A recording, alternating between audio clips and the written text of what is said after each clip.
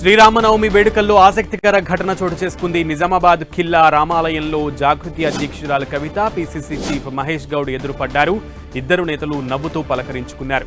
రాములోరి కళ్యాణానికి భర్తతో వచ్చారు కవిత. అదే ఆలయానికి సతీమణితో కలిసి మహేష్ గౌడ్ కూడా వచ్చారు. టెంపుల్లో పరస్పరం పలకరించుకున్నారు ఇద్దరు నేతలు.